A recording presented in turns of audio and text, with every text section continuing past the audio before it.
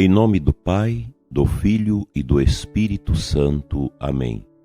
Nós os adoramos, Senhor, e vos bendizemos, porque pela vossa santa cruz remistes o mundo. Dileto ouvinte, iniciemos nossa quarta-feira sob o olhar intercessor de São José, o patriarca da nossa fé. Dentro desse contexto quaresmal, Santo Tomás de Aquino nos insere no mistério da compreensão das realidades de nosso Senhor Jesus Cristo em relação às nossas. Hoje ele nos ensina que a paixão de Cristo causou nossa salvação a modo de satisfação.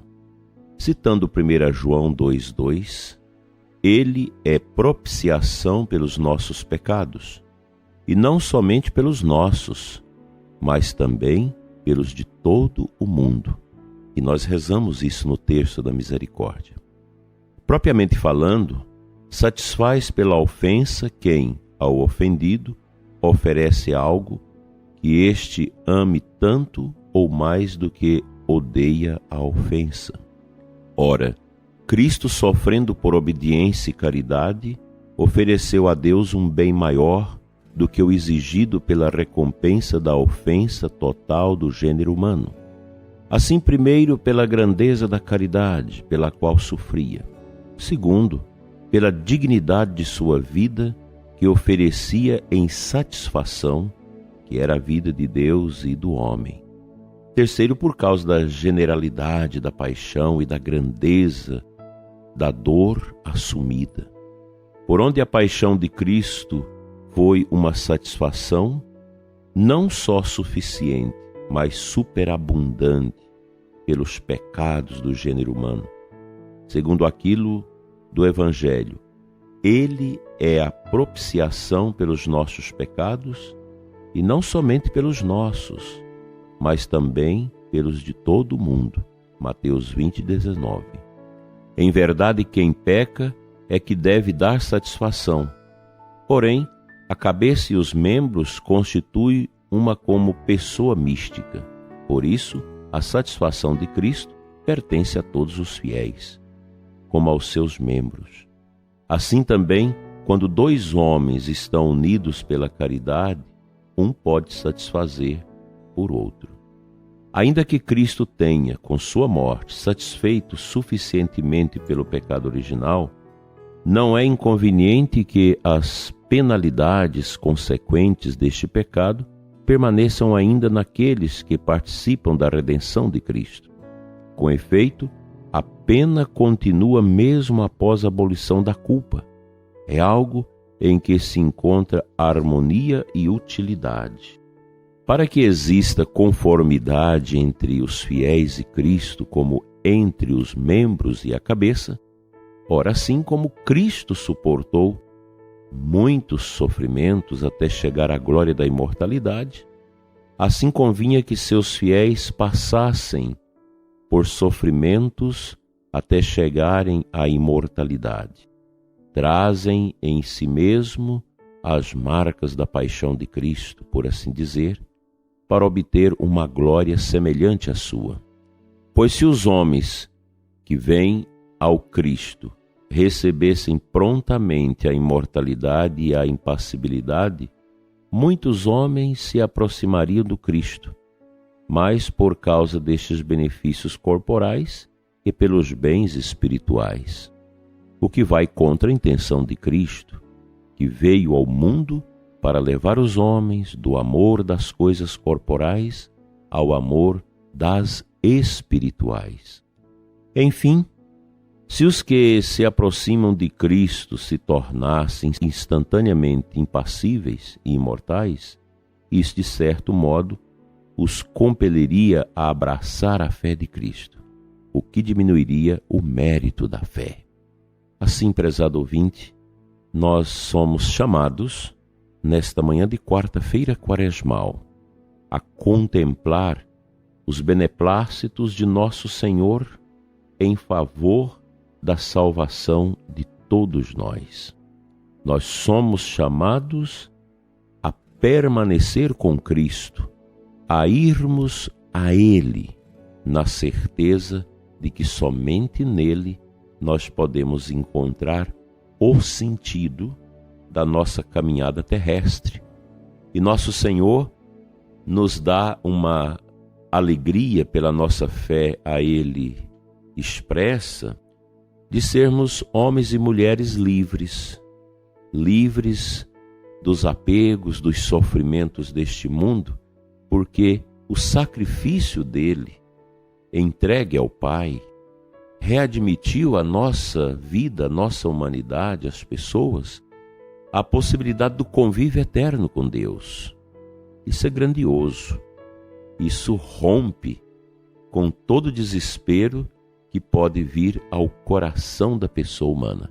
E é sobre isso que nós vamos falar após o versículo que vamos proclamar agora.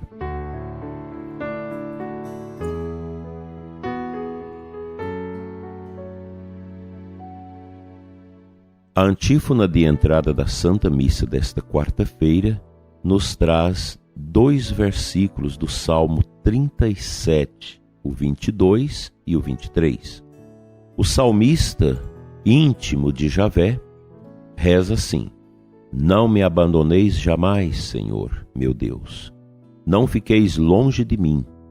Depressa, vinde em meu auxílio, ó Senhor, minha salvação. Outro dia, uma pessoa partilhava comigo que uma outra pessoa, até muito amiga minha, vive imersa numa depressão tremenda. Ela entrou numa escuridão existencial sem tamanho. Por quê?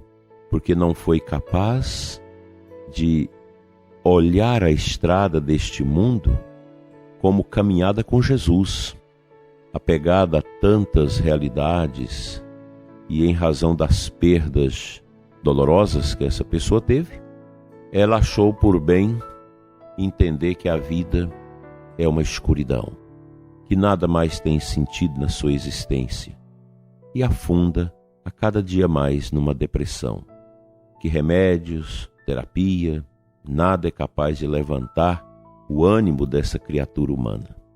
Que tristeza! A depressão precisa ser enfrentada na fé. Você faz os procedimentos médicos, acompanhamentos necessários como auxílio, mas a cura da depressão está dentro da gente.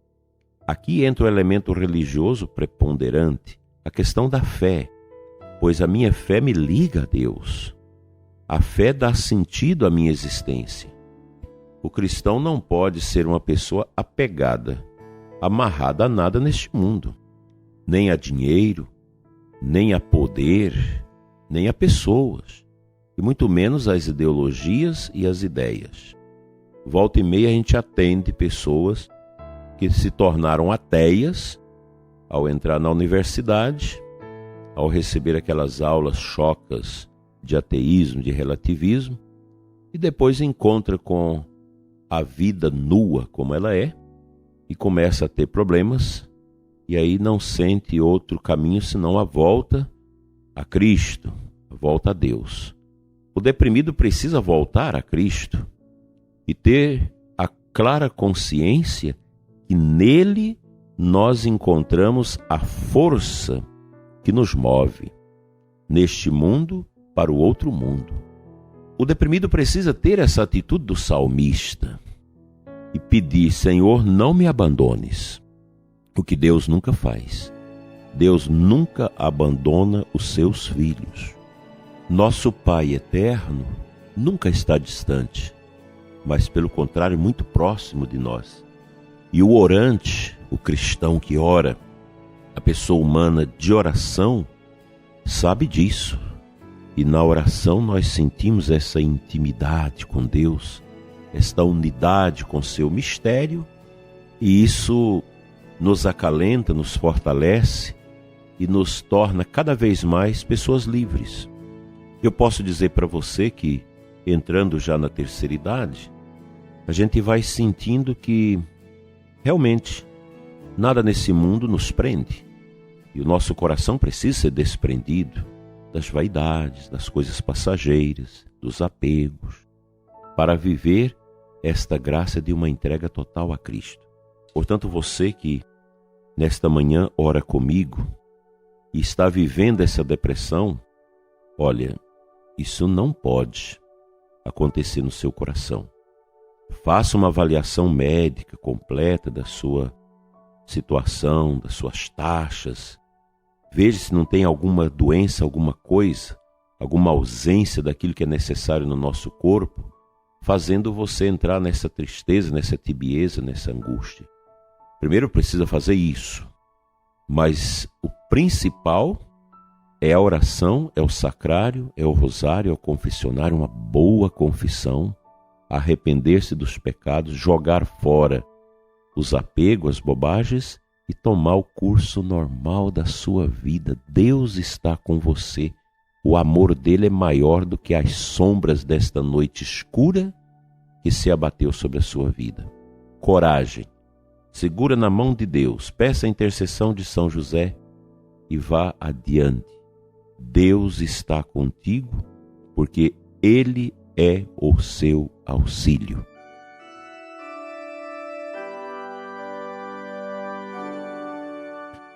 Pai Santo, eu oro nesta manhã pelo ouvinte que passa por depressão e angústia, causada por essa peste medonha que está indo embora.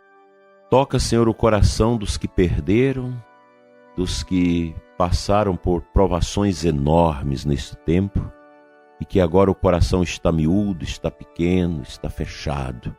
Abra, Senhor, com a força do Teu Espírito Santo, nossos corações, para que possamos melhor Te amar, Te adorar e Te glorificar. Fica conosco, Senhor, hoje e sempre. Enche-nos com Teu Espírito e nos dê a alegria da salvação em Teu Filho Jesus, que com seu sacrifício eliminou o pecado do mundo, nos deu o garante da paz, a certeza da vida nova e a esperança na vida eterna. Encha, Senhor, o nosso coração de amor por Ti, pelo próximo, pela prática da justiça, do bem, e nos ajude a caminhar na luz e a abandonarmos as trevas para sempre. Assim seja.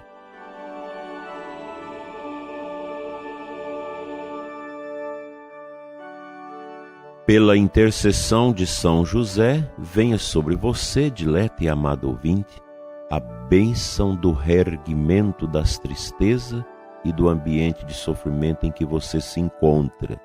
Em nome do Pai, do Filho e do Espírito Santo. Amém. Coragem, Deus está com você. Vamos adiante na alegria da fé. E até amanhã com mais um programa, se Deus assim nos permitir.